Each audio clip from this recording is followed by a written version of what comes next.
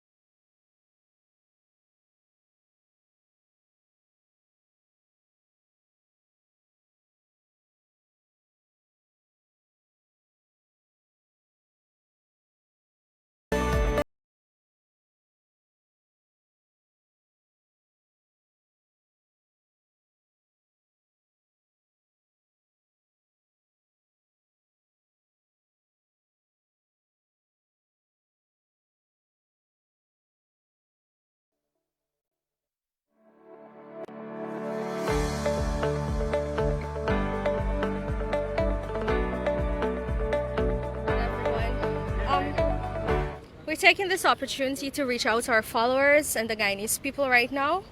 We understand that it's very tense on the ground. The first piece of advice that's coming from the new movement is that I'm advising everybody to stay calm. No winner has been announced, neither a loser. There have been wild rumors on social media that the APNU has won and the PPP is trying to rig the elections. Let me make my position very clear. As the new movement, myself, Asha Kisoon, and Gerald Ford, the prime ministerial candidate, we are not taking sides. We got into this political race independent, meaning that we'll not join with PPP nor APNU. So the opinions coming forward right now are unbiased and nothing but the truth. The truth is the PPP was in the lead when we got the statement of polls together. After the returning officer got sick yesterday, numbers started spiking and changing in all kinds of directions. There's a bomb threat. The counting is put off. It's about to start again. Since last night, we have members here tired, trying to work to get the results out, and nothing is being done. APNU supporters are told that they have won, and Russians are here to do a bomb threat on the building.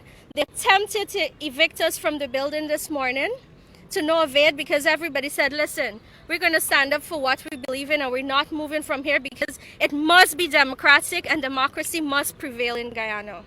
Calm, there is no so please stay calm. There is no winner, there is no loser, and there's no need for the racial divide to take place like what I'm seeing happening right now. Schools are blank, businesses are closed, nobody is walking on the road freely at the moment, and it's not making any sense. Why should we regress 50 years back? They're trying to blame GCOM. Up until now, GCOM has been fair and free. Who is trying to blame GCOM? All over social media, which is our largest followers that we have.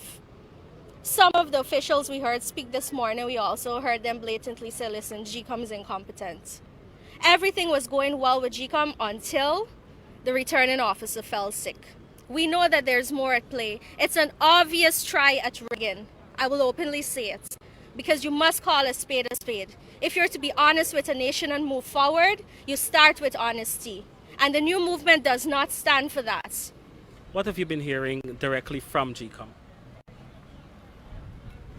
Well, we've been hearing that the count is about to restart, right? So we're going to go back in there to get the statements of poll verified so we could get the official results from GCOM.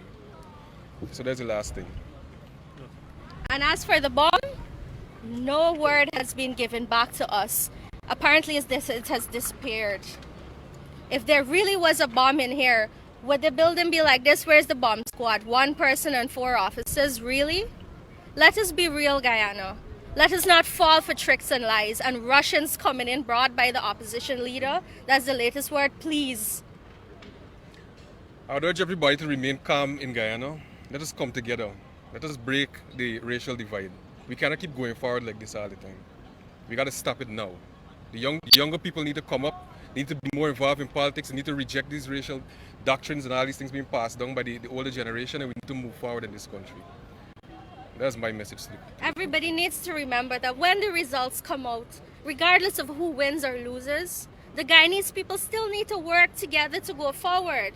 So this name calling and race-based politics that's going on needs to stop now, and we stand firmly against it. So that's the update. If there's anything else, we'll let you know. Thank you.